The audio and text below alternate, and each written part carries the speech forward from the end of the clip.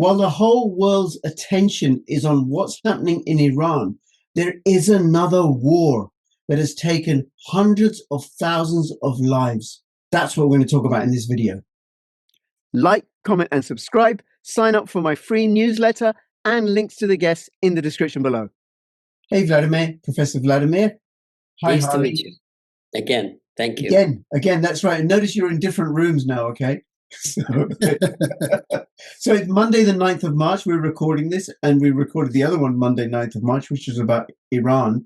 And this one is about Ukraine. And Vladimir, you mentioned a Russian TV program, a political commentary program, about the impact of what's happening in the Middle East on the Russian psyche with respect to the war in Ukraine. Yes, this is a very famous program, and in fact, Mr. Doctorow refers to it all the time. It's called The Evening with Solovyov, a Russian journalist, and it's weekly on Sundays. And what it makes so special is that he invites some very, very, very important people. One of them is General Buzhinsky, who is an acting general, lieutenant general, which is the highest military rank. And he always comments about military affairs, and he says some interesting data on Russian casualties, Ukrainian casualties, the movement of the front, all kinds of things like that. Then they have another very interesting man, Sidorov, his name is. He's the professor of the Institute of USA and Canada, which is a very prestigious institute at the Academy of Sciences. And these people follow US politics and comment. Sometimes they say things that one wouldn't be able to say it in the United States, because they have this sharp analysis of who is who and who is doing what. Then they have Bezrukov, who is an incredible man. He's a Russian spy. He spent 15 years in the United States, and he worked in all kinds of business deals and business companies at Harvard.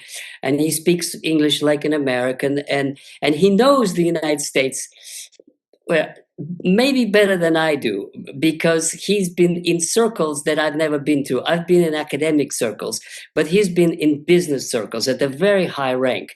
And his insights into American politics are very, very valuable. So you see, these are the kinds of people that are assembled in one room once a week, and they discuss politics. And they say very interesting things, both about Iran war right now, but also about Ukraine, things that I learn a great deal, despite that I consider myself a knowledgeable person. So, to say what they said last week is that Russia should draw lessons. And Bezrukov said, for example, lesson number one, we should hide our president. We should hide our resources.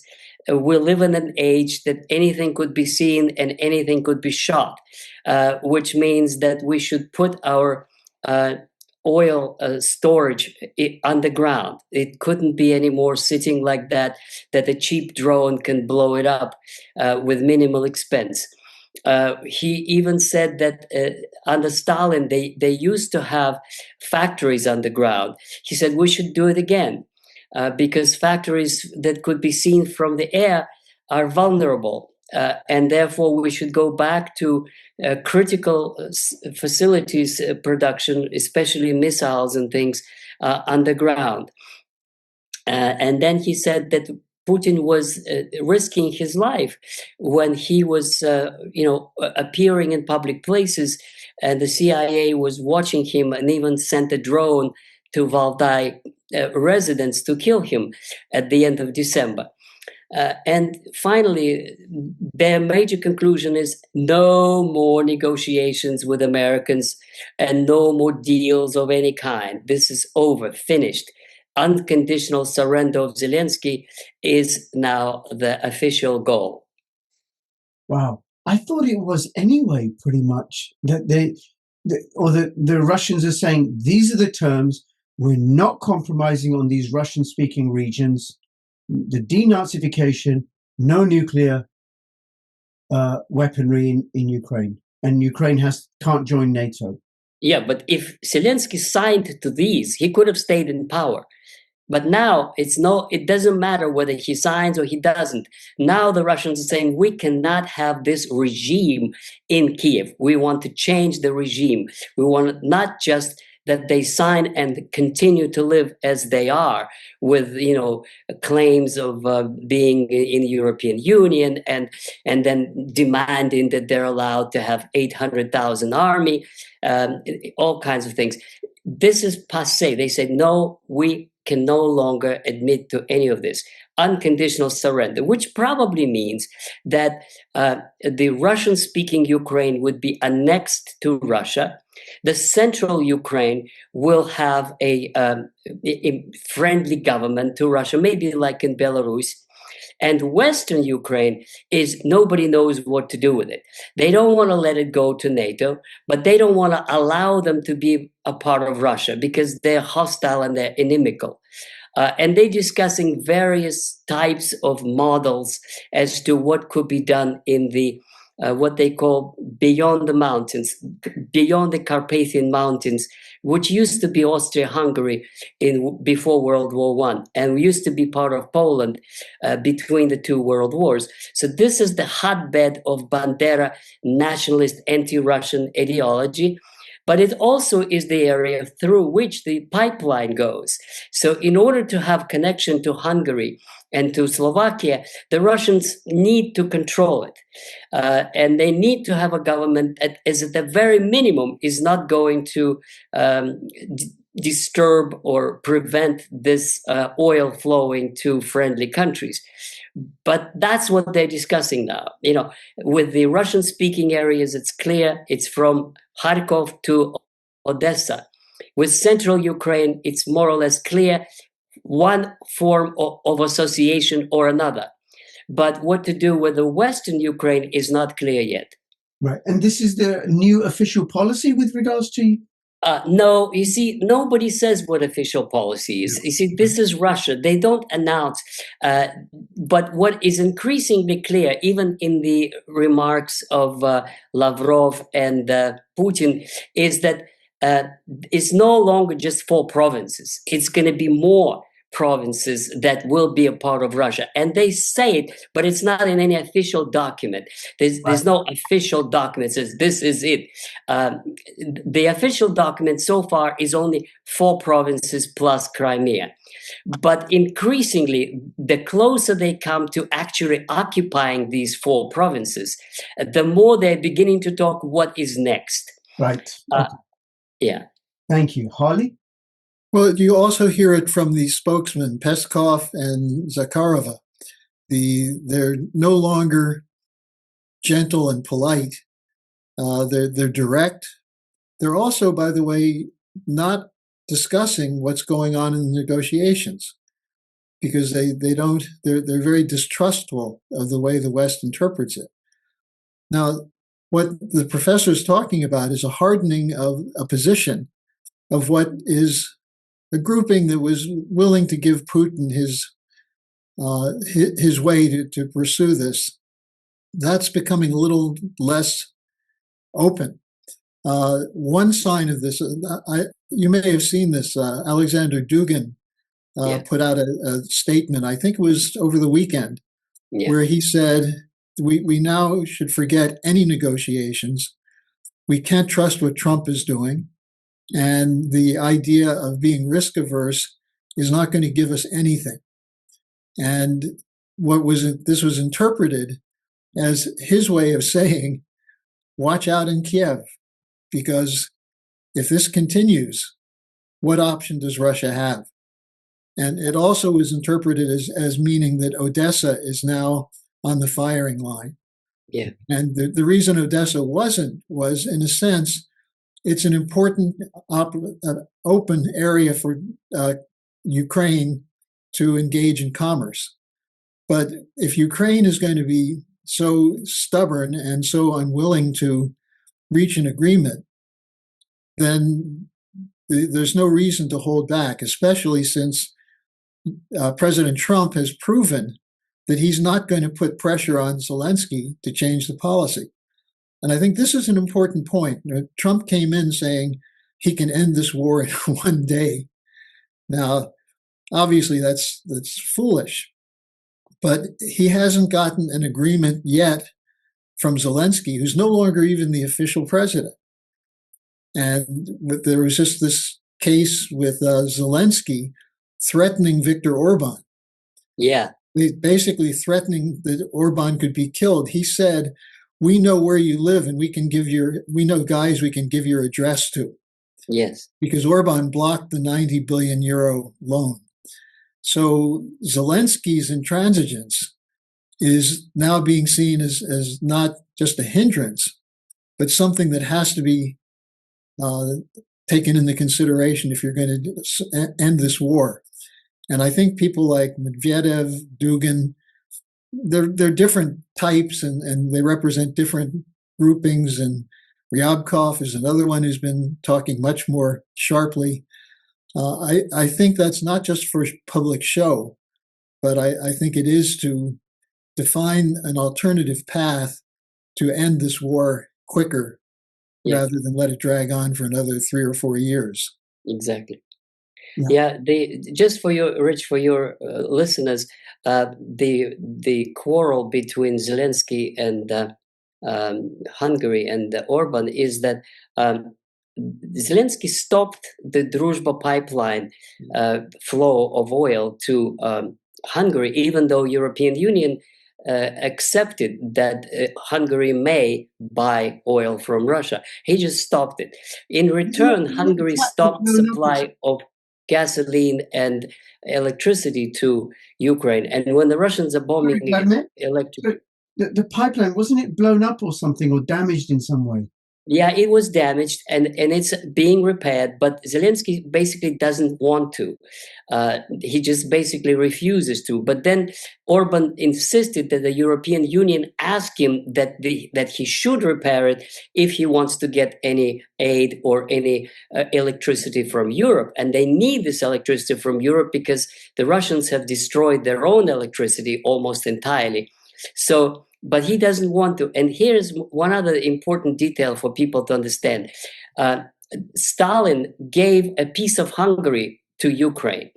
So there's a small Hungarian minority inside Ukraine, in Western Ukraine, and also Slovakian one. If you compare the maps of before the World War II and now, a piece of Hungary, a piece of Slovakia, and a piece of Romania, and a piece of Poland was given to Western Ukraine that was united with the Soviet Union. Now, the problem is that Hungarians who live there, the border is more or less open. They go back and forth, but they are not allowed to have Hungarian schools, just like nobody in Ukraine is allowed to have Russian schools. And the Hungarians are saying, wait a second, you want to join European Union, but in European Union there's a law that you respect the national minorities, and they must have a right to have Hungarian schools. But the Zelensky says, no, they're in Ukraine, everybody must speak Ukraine. And then they're drafted to the army. And the Hungarians, always they say this person died fighting for Ukraine because he was drafted. And this, they're taking it very, very painfully that they're drafted, that they're not given autonomy and so forth. I wouldn't be surprised if when it all ends, Hungarian territory would go back to Hungary, and Slovakian one would go back to Slovakia. Whether it will go back to Poland, I don't think so, because the Poles have taken very anti-Russian position in this war. But at least these two might get their minorities back if Ukraine falls. Right. But you remember when the war first started, the betting was that Poland would be the first one to take a chunk of Ukraine. Yeah. Yeah. They still might. We don't know how it's going to play out. And the Russians are not particularly worried about it because, the Bandera area has caused so much trouble for Russia that they might not even, object too much if Poland decides to take it. But if I were a Polish government advisor, I would tell them negotiate it. Instead of taking it just like that, negotiate what kind of agreement you could get, because Poland considers these territories theirs. They were theirs before World War II.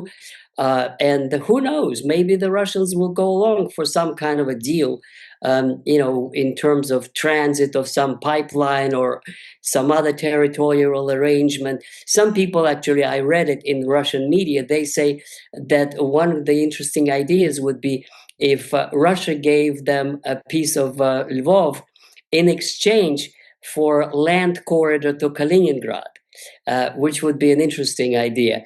It just exchanged, because there's just a piece of forest out there. There's not much population, but if they did do a corridor from the Belarusian border to Kaliningrad, that's like 30 kilometers. That's not a lot of land.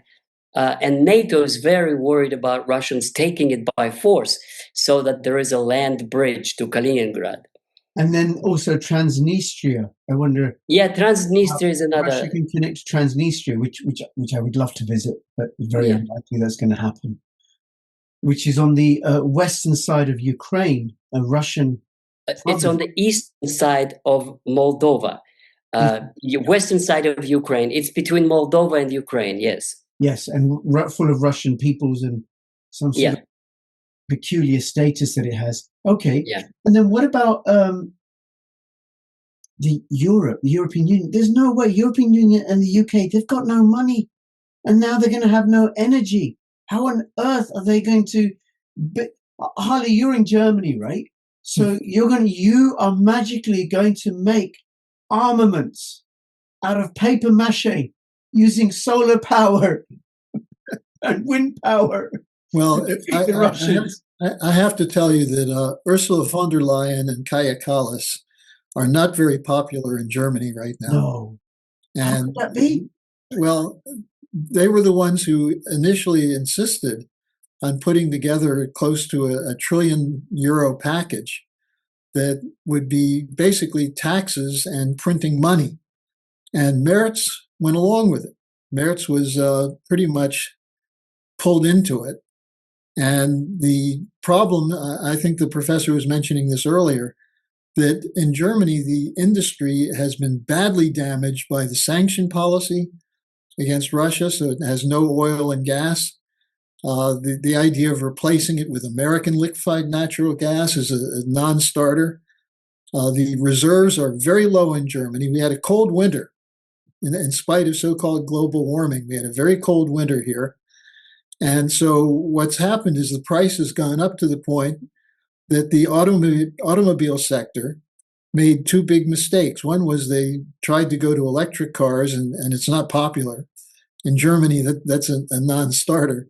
But also the cost of electricity has severely damaged the auto sector. And auto sales are down 24% in February of this year compared to last year.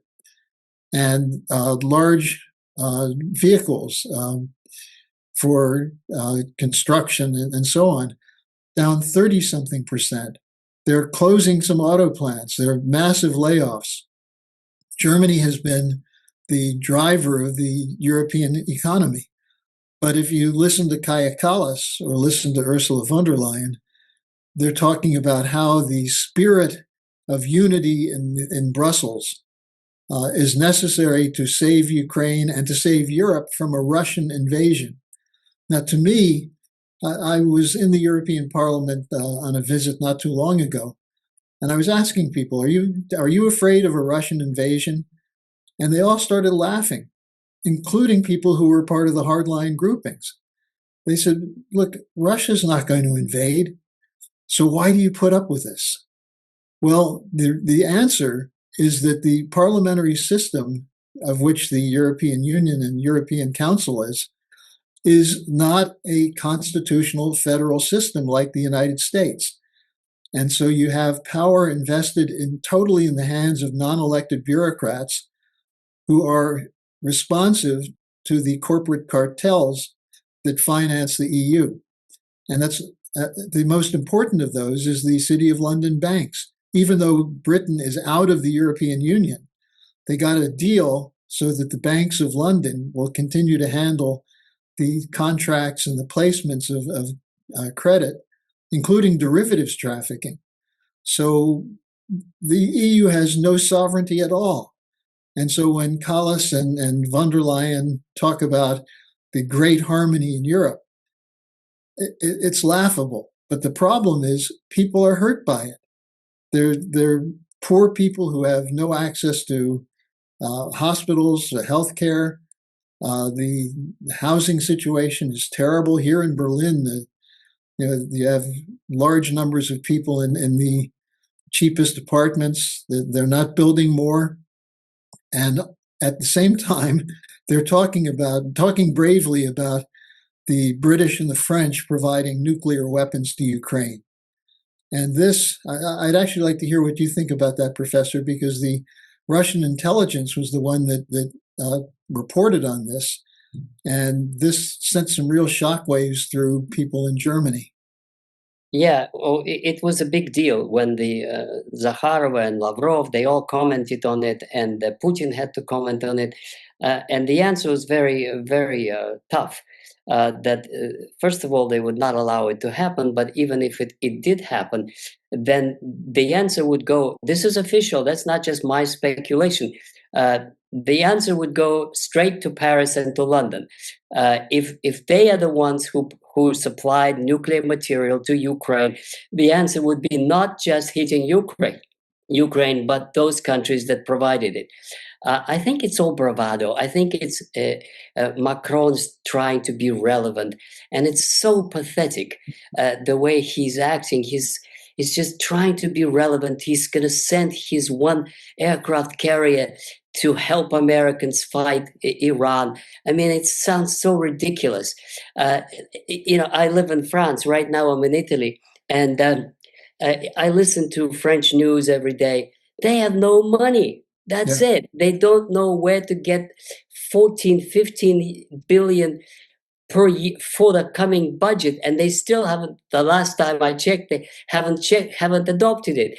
They don't have the money to maintain their system, let alone expand any military production or take on Russia. It's just ridiculous. It's absurd. It's injured pride.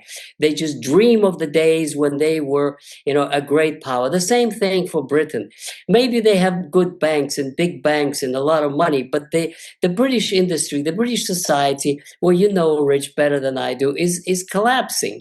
And they're just pretense. It's all pretense. It's as if they were, but they're not, no longer. This is why Russia is not taking them seriously anymore. And it's interesting in terms of change in Russia in regard to Germany. There's a change. There was a positive feeling to Germany, especially at the time when Putin and Schröder were talking about joint projects. There was a lot of investment in Russia from German companies. And now, because of Merz and because of the tanks and because of this rhetoric that Russians are this and that, it ignites back this very, very negative attitude of the Germans. People used to hate them after World War II. Then it sort of calmed down, and then it was a GDR, and then there was like more normal acceptance of Germans. By the way, I speak German. I lived in Germany. I like Germany. I have German friends, and I think it's a great country, especially when it was led by normal people, not by Merz and these warmongers now. But yeah, I have a soft spot for Germany, just like Putin does. But this course on breaking a natural relationship of supplying gas and exchanging technology, Russia and Germany could have worked, and they did work very well together, but now they don't.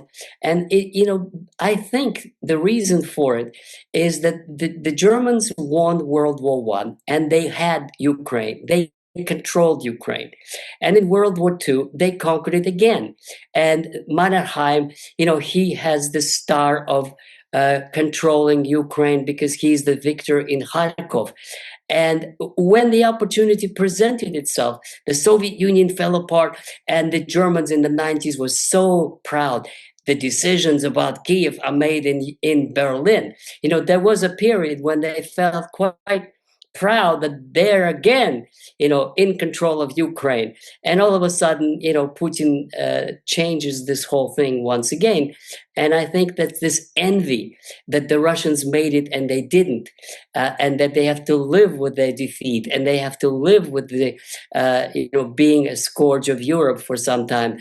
Just when they were beginning to get some respect back, they're talking about militarization, which is the stupidest thing the Germans could do, because nobody would allow them, not even the French, to do any remilitarization. Well, if I may just add a couple points on Germany. Yeah. One of the things that has a great deal of anger from Russia is what happened with the Nord Stream pipeline. Yeah. That the Germans refused to investigate, that the German chancellor was there when Biden said, you're not going to be able to open it. We're not going to let it happen. And the suspicion, and I say this quite seriously, is that the U.S., not Ukraine, but the U.S. and the British blew up the pipeline. Yeah. Now, you also have the Biden policy of providing nuclear weapons, intermediate range nuclear weapons to Germany that are supposed to be delivered in June or July. Now, there's been very little discussion of this because it would probably create a storm in the Bundestag. But as far as I know, that has not been taken off the agenda. And this was another point that Putin and Lavrov and others said, if Germany gets these weapons, there may be targeting of the transshipment points before they get placed. Because this was what happened in the 80s with the SS-20s and the Pershing missiles. This nearly led to a war in the 80s. So the German policy is just the idea of German tanks rolling across Ukraine toward Russia brings up the most horrific memories for the Russians, but also the most powerful impetus for patriotism. And, I've had the opportunity to talk with some friends at the Russian International Affairs Council, and they tend to be fairly moderate and low key, but on these questions, they're not pleased at all. Yeah, absolutely. And just on the Nord Stream pipeline, I remember it was Liz Truss, then Prime Minister, who rang up Joe Biden and said, it's done. Or she texted him or something, it's done, meaning Nord Stream 2 had been blown up, which I just think it was the British on their own. Well, Sikorsky, who is a foreign minister, whose wife, Anne Applebaum, is one of the leading Russian haters from the Atlantic Council, he was sending out messages congratulating the British.